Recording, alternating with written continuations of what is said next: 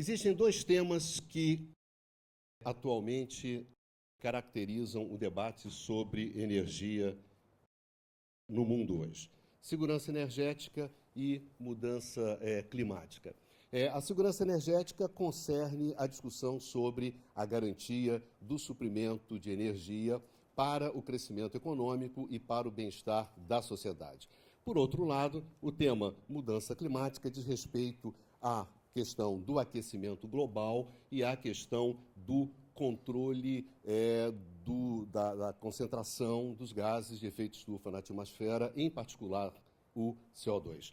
São dois temas de áreas diferentes, mas que hoje eles estão profundamente correlacionados. E estão correlacionados a partir dos combustíveis fósseis, em particular do uso dos combustíveis fósseis. Esses combustíveis fósseis hoje são responsáveis por 80% da demanda de energia no mundo hoje. E, por outro lado, também são responsáveis por 80% das emissões de CO2 antropogênicas, que são aquelas que são consequências da atividade humana. Dessa maneira, a questão que se coloca é o seguinte: para você controlar hoje a mudança climática, você precisa reduzir as emissões de CO2, e a partir do momento em que você reduz as emissões de CO2, você tem que reduzir o uso dos combustíveis fósseis. Essa redução dos combustíveis fósseis afeta justamente o quê? A questão da segurança energética, porque você retira um recurso importante para a satisfação dessa segurança, que são os combustíveis fósseis. Dessa maneira, você estabelece um trade-off, você estabelece um conflito entre segurança energética e mudança climática. A nossa discussão vai ser exatamente sobre esse conflito, sobre esse trade-off, como isso se desenvolve e os diversos países vão enfrentando essa questão. Pois bem, a partir disso, a questão que se coloca é o seguinte: a transição energética. A transição energética é justamente a superação desse conflito. É justamente você sair de uma situação de contraposição entre esses dois temas para uma situação de convergência. Ou seja, a convergência entre esses dois temas, mudança climática e segurança energética, não é um dado hoje. Essa convergência ela precisa ser construída, e ela é construída tecnologicamente e institucionalmente. É através das instituições e da tecnologia que você constrói essa situação de convergência, ou seja, você sai de um sistema energético hoje que se baseia nos combustíveis fósseis para satisfazer as suas necessidades, para uma situação no qual essas necessidades passariam a ser satisfeitas através de combustíveis limpos, de combustíveis que não emitissem CO2. Então, esse é o grande desafio da transição energética: fazer essa passagem, construir essa convergência. Pois bem, vamos detalhar melhor um pouco essa questão do trade-off e essa questão que estão sendo colocadas para nós. Primeiro aqui, o que nós estamos chamando de custos ambientais? Nós estamos chamando o seguinte: custos ambientais são os impactos negativos sobre as emissões de CO2. Na medida em que você aumenta essas emissões, você tem os custos ambientais se elevando. E você também tem, por outro lado, os custos energéticos. O que a gente está chamando de custos energéticos? São os impactos negativos sobre o suprimento energético. Que impactos? Impactos em termos de disponibilidade desse fluxo, em termos de confiabilidade desse fluxo e em termos de acessibilidade econômica, ou seja, preço, custo. Ou seja, na medida em que os custos energéticos são esses suprimentos ficarem menos disponíveis, menos confiáveis e mais caros. Nesse sentido, como exemplo, na medida em que você introduz os combustíveis, substitui os combustíveis fósseis pelos combustíveis renováveis, você tem uma redução dos custos ambientais. Por quê? Porque você reduz as emissões de CO2. Por outro lado, você tem custos energéticos. Por quê? Porque você tem impactos negativos sobre o suprimento energético a partir da introdução dos renováveis e da substituição dos fósseis por renováveis, que significa o quê? Uma menor disponibilidade, uma menor confiabilidade e um custo mais elevado. Pois bem, qual é a grande questão? A primeira questão aqui é reconhecer que existe esse trade-off. Existe custo em usar os combustíveis fósseis e existem custos em não usar esses combustíveis fósseis. A primeira coisa é reconhecer esse trade-off. E aqui no reconhecimento não é simplesmente um reconhecimento científico, é o reconhecimento o quê? O reconhecimento político, porque esse reconhecimento político é que compromete, que cria as condições para você se comprometer com a transição energética e que também banca a mobilização dos recursos necessários para essa transição. Então, a questão fundamental inicial é reconhecer esse trade-off. Em segundo lugar, o grande objetivo da transição é justamente reduzir esse trade-off, conseguir essa redução das emissões sem que isso tenha um grande impacto negativo aqui sobre o suprimento energético. Então, o grande objetivo aqui da transição energética é justamente reduzir esse trade-off. No entanto, enquanto você não consegue reduzir o trade-off, você tem que administrar esses custos negativos aqui. Ou seja, distribuir esses custos. Com quem ficam esses custos? Então, essa é uma parte-chave na gestão desse trade-off na transição energética, que é justamente a administração desse trade-off, como a gente vai ver a seguir.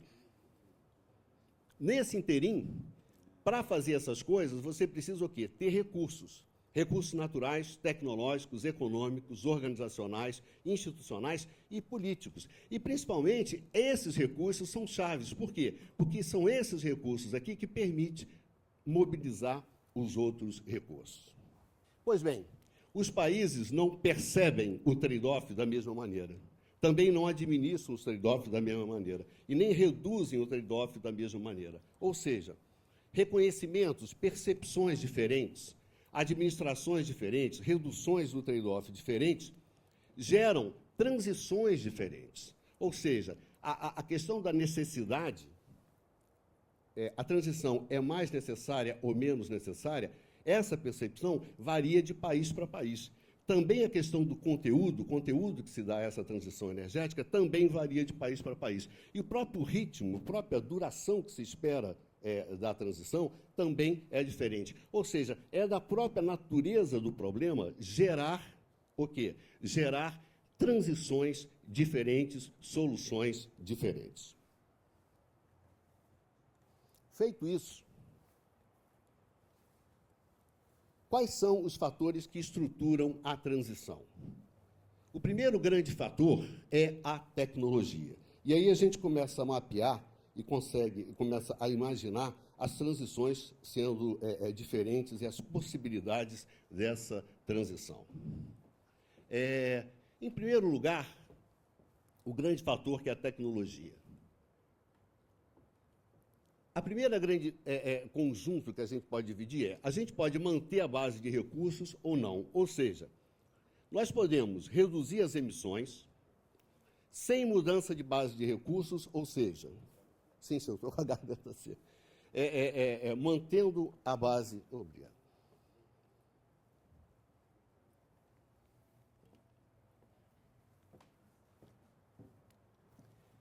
Manter a base de recursos significa que a gente vai continuar utilizando combustível fóssil. Para fazer isso, sem conseguir isso, sem um aumento nos custos energéticos, a gente precisa avançar em duas tecnologias chaves. A primeira delas é a captura e estocagem de carbono.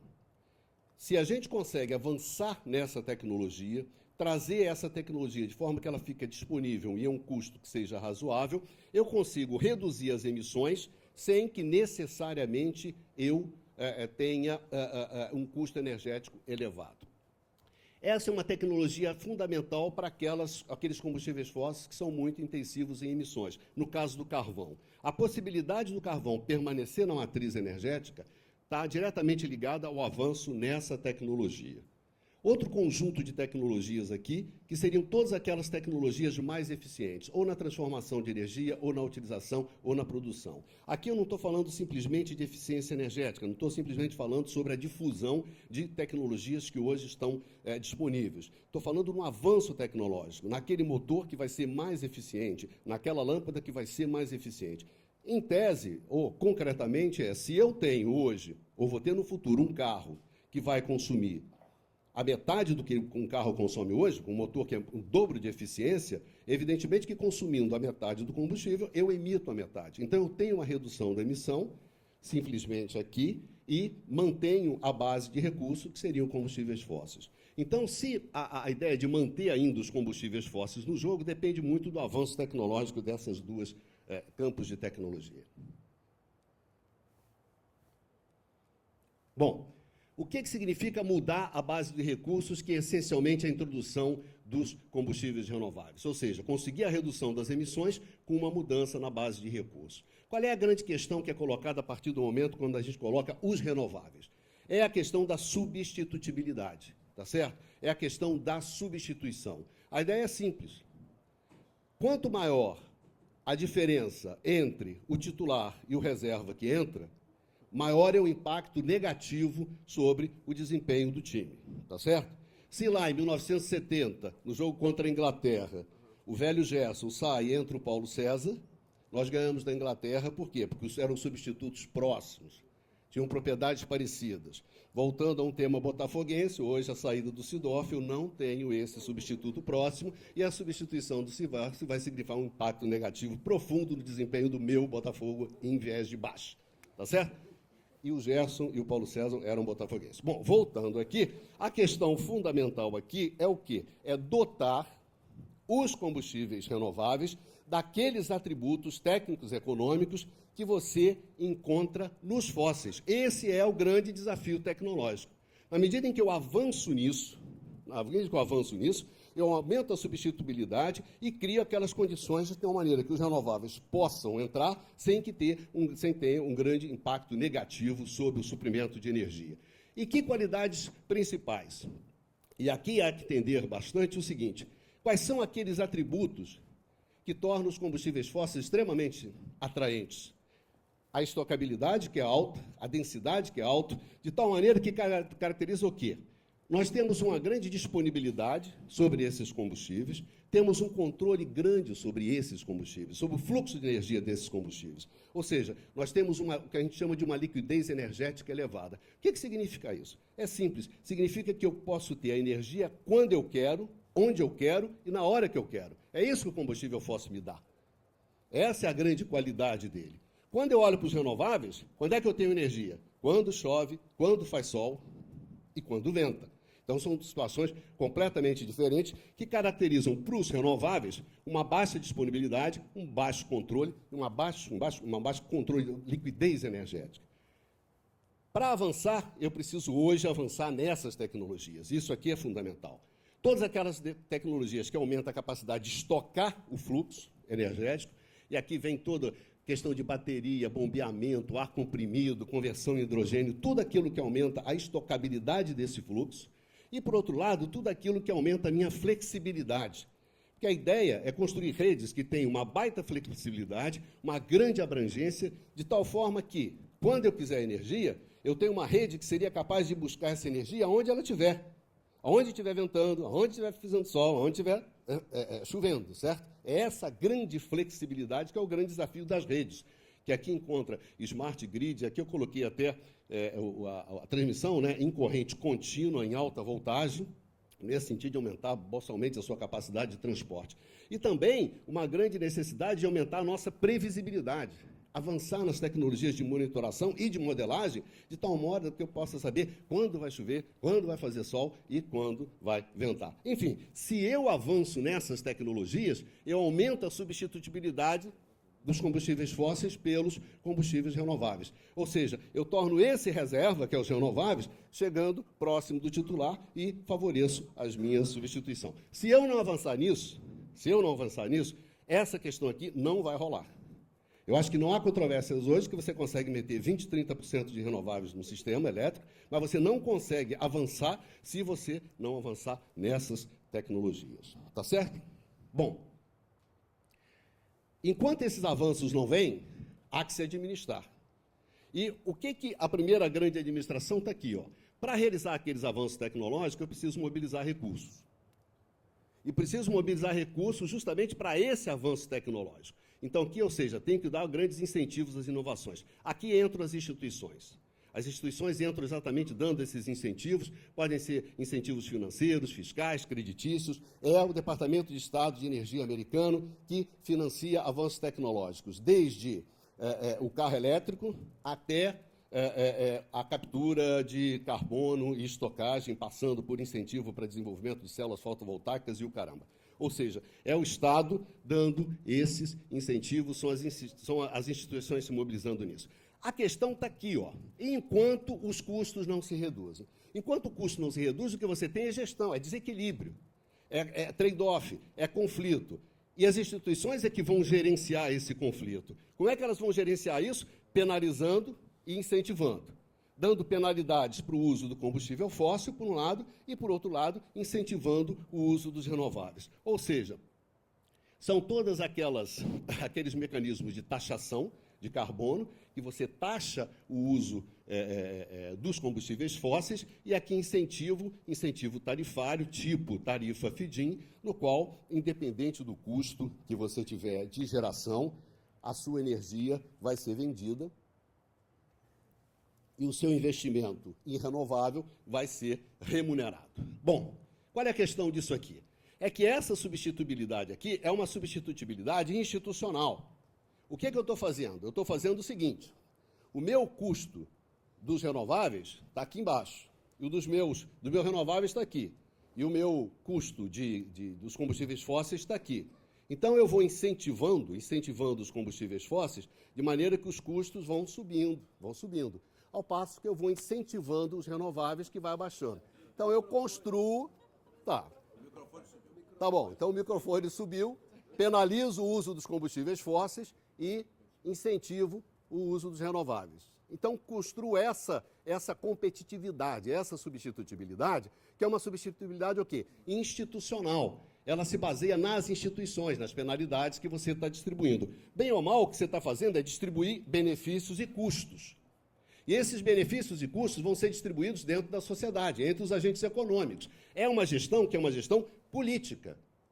Então, você vai ter... Quem é que são os beneficiários? Bom, primeiro beneficiário, você tem um meio ambiente que, na redução das emissões de CO2, mas você começa, olha só, além das emissões de CO2, eu vou querer construir uma indústria de bens de capital de tecnologias limpas, tá certo? Então você passa a ter um beneficiário que é justamente essa indústria de bens de capital. Você tem como beneficiário também quem? O produtor de energia renovável. Então, por um lado, você tem gente que está sendo beneficiada e, por outro lado, você tem gente que vai empurrar, vai assumir esses custos. A primeira discussão, o contribuinte, que fica com esses custos. Depois, o consumidor. Sim, mas o consumidor, qual consumidor? O consumidor industrial ou o consumidor residencial? Se você olha o consumidor residencial alemão, ele está engatando quanto? 14 bilhões de euros por ano de custo para incentivar as renováveis. Se você vai nos energos-intensivos alemães, eles estão ficando com 4 bilhões de euros. Então, aqui há uma distribuição que exatamente não é simétrica. Você decidiu quem é que vai encaixar o custo. Enfim, essa é a grande gestão difícil de você fazer e tensa nesse processo de transição. Por quê? Porque, como é uma gestão política, evidentemente que esses benefícios e esses custos vão ser o quê? Disputados pesadamente, como a gente vai ver no caso americano e como começa a ser o caso alemão. Opa. Bom, existem determinados atenuantes dessa tensão da gestão dos desequilíbrios. Os clássicos, a gente tem aqui o gás natural. Que situação é essa daqui? Essa situação americana, no qual a gente tem o setor elétrico e você tem a substituição do carvão pelo gás natural. Quando você tem uma substituição desse tipo, você tem uma redução dos custos ambientais, tem uma redução das emissões, a substituição do carvão pelo gás joga essas emissões para metade. E o que acontece em torno de custos energéticos? Na verdade, você tem até um efeito positivo, porque se você está gerando um carvão nos Estados Unidos a 5, 6 centes por quilowatt-hora e coloca um gás que você vai gerar a 2, a 3, é claro que aí não tem impactos negativos. Então, evidentemente que ter o gás natural favorece bastante no sentido de reduzir as tensões da transição. Por outro lado, há a questão do nuclear, onde você tem uma redução dos custos ambientais e tem uma elevação dos custos energéticos menores, até porque esse combustível nuclear, em termos de atributos, ele está muito mais próximo dos combustíveis fósseis do que dos renováveis. Então, é uma fonte de transição que facilita, que atenua a transição. Sim, tanto é que a Agência Internacional de Energia considera que, a partir do momento que você tira o nuclear, do jogo, fica muito difícil você atingir as metas de emissões que você havia combinado antes. E mesmo o caso japonês, no qual você tirou o nuclear a partir de Fukushima, os impactos negativos sobre as emissões e os impactos negativos sobre a segurança energética japonesa foram muito grandes. Então, é evidente que o nuclear tem um determinado papel. E aqui um grande papel, que aí sim a eficiência energética, a difusão de técnicas e de práticas mais eficientes no uso de energia, permite você reduzir o custo ambiental sem um custo energético, sem um impacto negativo muito elevado. O que caracteriza esses três atenuantes? Tanto é que, por exemplo, aqui nesse caso específico, a Agência Internacional de Energia prevê que metade da redução das emissões até 2035, no melhor cenário deles, vai vir exatamente da eficiência energética. Então, tem um papel? Tem. O problema é que isso aqui, nem todo mundo tem gás natural, nem todo mundo tem recurso político-institucional para bancar o nuclear, e nem todo mundo tem o acesso à tecnologia e às instituições capazes de fazer a difusão dessas tecnologias. Ou seja, isso aqui é uma fonte de diversidade. Bom, caminhando para o final, a questão fundamental nossa é que temos um problema que é global e, no entanto, quando a gente vai configurar as soluções, a capacitação tecnológica, as instituições e os recursos, é claro que isso aqui não se distribui homogeneamente entre os países. Perfeito? As capacitações tecnológicas são distintas, as instituições são distintas, os recursos disponíveis, ter ou não ter gás, são distintos. De tal maneira que, na solução, tem uma grande dimensão local, o que acaba gerando a possibilidade e reforça a ideia de que você tenha mais de uma transição. Para fechar, aqui a gente botou as transições, primeiro aqui as grandes transições, de três países que, sem dúvida, hoje definem ou discutem ou debatem muito as transições. O caso da transição americana, a transição alemã, a transição chinesa. A transição americana, uma transição que se dá numa segurança energética muito confortável, a partir da expansão da produção de óleo e gás não convencional americano, que faz com que a dependência energética americana venha reduzindo, e um dos grandes temas hoje discutidos em termos de cenário internacional é justamente essa independência energética americana com todas as suas consequências. Independente de discutir isso aqui, que isso aqui já dá uma baita discussão, não é isso? Sobre o que muda em termos de fluxo ao longo do mundo, etc., a questão fundamental aqui é que a situação energética americana hoje é extremamente favorável, extremamente confortável. E, além disso, você ainda tem o fato de ter um atenuante que é o gás natural. Então, você tem uma transição que parte de uma situação muito confortável, mas, no entanto, quando você avalia a discussão da gestão do desequilíbrio, essa gestão do desequilíbrio, a gestão do conflito hoje americana, ela é uma gestão bastante intensa, bastante pesada. Na verdade, a transição americana hoje é par e passo, discutido pau a pau. Por quê? Porque se você olha, por exemplo, no caso do Congresso americano, hoje você tem limitações enormes para aprovar um marco institucional para a transição americana. Por quê? Porque você tem um empate no qual penalidade você não passa nenhuma. Obama não conseguiu passar nenhuma penalidade ao uso de combustíveis fósseis no Congresso americano. E outra coisa, os incentivos são disputados pau a pau. Os republicanos já avisaram claramente que não vai rolar a renovação dos incentivos para as renováveis agora no final do ano, de 2013. Isso não vai rolar. Ou seja, por um lado você tem uma eficiência, uma partida que é confortável. Por outro lado, você tem uma transição profundamente disputada. Se eu olho a China é uma situação completamente diferente. Por quê? A China parte de uma segurança energética tremendamente pressionada. A China aumenta a sua dependência energética desde a década de 90 de uma forma intensa, se torna cada vez mais dependente da energia que ela tem que buscar fora. Então, toda essa parte do overseas chinês, que são os chineses buscando petróleo e gás na Ásia Central, na África, na América Latina, é um movimento que os chineses fazem hoje, que é chave para garantir o crescimento econômico chinês. Por outro lado, isso faz com que a introdução de recursos que propiciam a redução das emissões, como o nuclear e os renováveis, venham encaixado dentro dessa pegada da segurança energética. De tal maneira que, ou você botando nuclear ou você botando renováveis, as preocupações chinesas. Primeiro, reduzir os impactos locais, porque a produção de energia chinesa ela é muito agressiva ao meio ambiente. em termos de água, em termos de solo, em termos de ar. Então, você colocar os renováveis no nuclear, você tem um impacto positivo com isso. Além do mais, a questão-chave, reduz a dependência energética. O nuclear está entrando nos chineses para reduzir a dependência energética, não para satisfazer a questão das emissões. E, em terceiro lugar, uma questão-chave, que é a indústria de bens de capital. Formar uma indústria de bens de capital nessa área de tecnologia de renováveis, mas também no nuclear, que é a negociação dos franceses com os chineses. Se você quiser construir, você vai ter que abrir a tecnologia, porque eu quero virar um player em termos de produção de equipamento.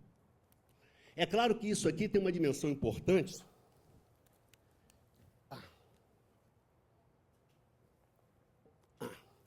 que é a manufatura chinesa. Que aí, lembrando o meu velho mestre Antônio Barros de Castro, que falava sobre a manufatura chinesa.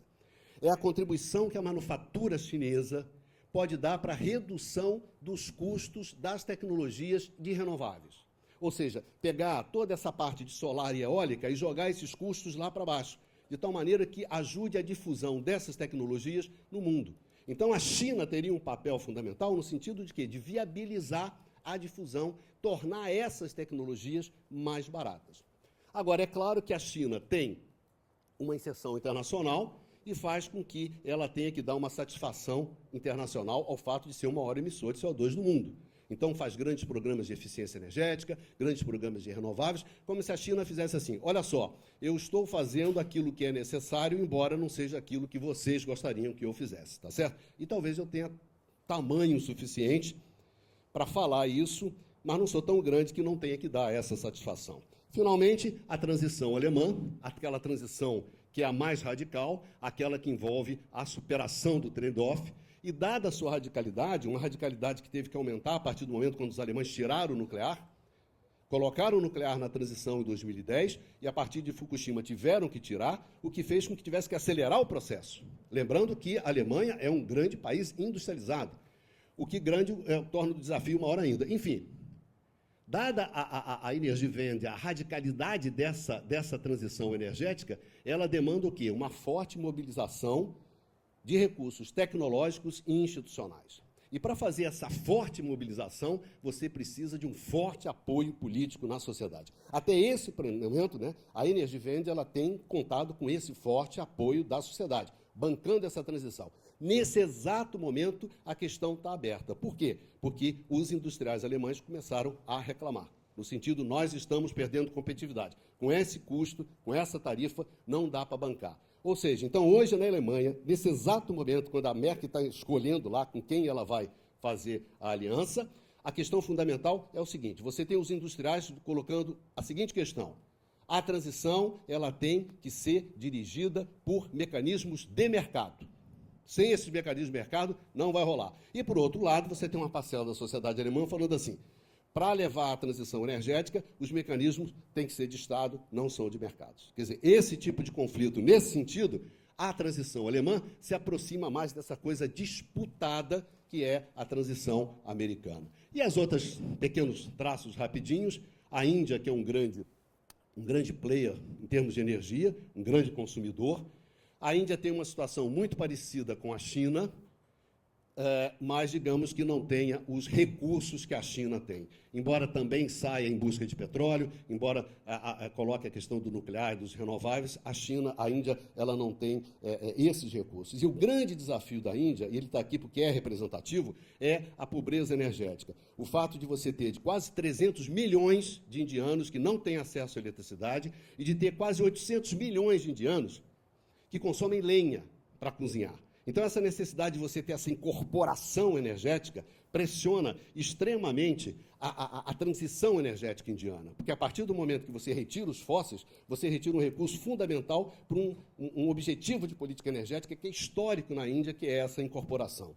E lembrando, e nesse caso da Índia aqui é interessante, que lembrar que 20% da população mundial não tem acesso à eletricidade, e 40% da população mundial cozinha usando lenha e resíduo. Então, essa questão da pobreza, sem dúvida, pressiona a transição. A Rússia é um grande exportador de fósseis, essas exportações são fundamentais para a economia russa, são fundamentais para o Estado russo e para o poder russo, Tem, evidentemente, um programa de renováveis e eficiência, que foi aprovado no final do ano passado, mas que esse ano está tendo muitas dificuldades para ser implementado. Por quê? Porque o custo de energia na Rússia é o quê? É muito baixo.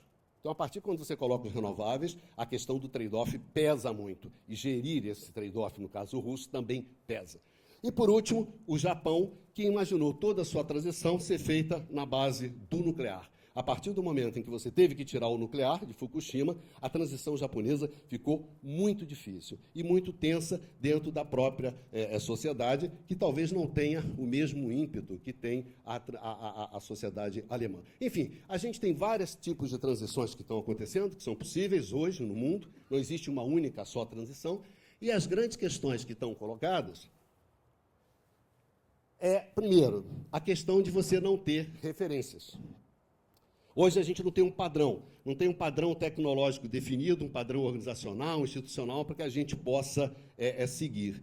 Então, essas indefinições acerca de quais são, como se joga dentro dessa indústria, coloca um contexto de incerteza elevado. Qual é a consequência dessa questão das incertezas? Como é que você consegue mobilizar recursos para uma transição que é incerta? E é uma transição que demanda muitos recursos. Por exemplo, a transição alemã custará quanto? 1 trilhão de euros. Essa semana eu estava vendo, os caras fazendo a transição francesa, 1 trilhão e 200. Quanto é que eu posso colocar na transmissão alemã por ano para fazer a transição? 2 bilhões de euros. Em 20 anos, 20 bilhões de euros. Os valores são grandes, tá certo? A questão é como é que eu mobilizo esses recursos? Como é que fica a expansão e o investimento? Como é que eu faço investimento em smart grids? Que eu peço que as distribuidoras de energia façam investimento em smart grids, se eu não sei como é que vai ficar o negócio de distribuição de energia. Vai ter um negócio de distribuição de energia? Então, como é que você quer que eu bote um dinheiro no negócio que eu nem sei que vai ser negócio? Como é que fica a transmissão? Quem vai fazer a expansão? Quem vai botar dinheiro na modernização do sistema de transmissão alemão? Isso não é claro. Vão ser o quê? Vão ser as utilities? As 4 grandes utilities alemãs? Essas 4 grandes utilities alemãs são responsáveis por 6% da expansão da geração renovável. Ou seja, elas não estão nesse jogo. Se eu não estou nesse jogo, como é que eu vou botar dinheiro nisso? Então, tem uma coisa de indefinição para onde é que nós vamos, que fica difícil o quê? A expansão, o investimento. Como definir estratégia na ausência de tendências estabelecidas? Como é que você define estratégia? Como é que as empresas, como é que os países definem estratégia, se isso está justamente sendo negociado, disputado? Então, a ideia de que haja uma saída, sim, vai ter que ter uma saída, né? Por quê? Porque você tem que construir essa convergência. Há que se ter convergência entre política ambiental, política energética entre os países. Senão você não enfrenta a questão da mudança climática. Então, essa convergência ela vai ter que ser construída. Como é que ela vai ser construída? E, a partir daqui, talvez você possa começar a definir padrão. Quem vai definir o novo padrão? País, tecnologia? Quem vai definir? Quem vai liderar a transição? Os americanos, nós queremos liderar, os alemães, nós queremos liderar, os chineses, não, eu também quero, tem fila, todo mundo. Mas quem vai liderar a transição? Quer dizer, que transição será essa? Como é que você vai conseguir fazer essa transição? Então, essas são algumas questões, deixar para os meus colegas, as questões simples, etc., mas eles são bons o suficiente para isso, né? Obrigado.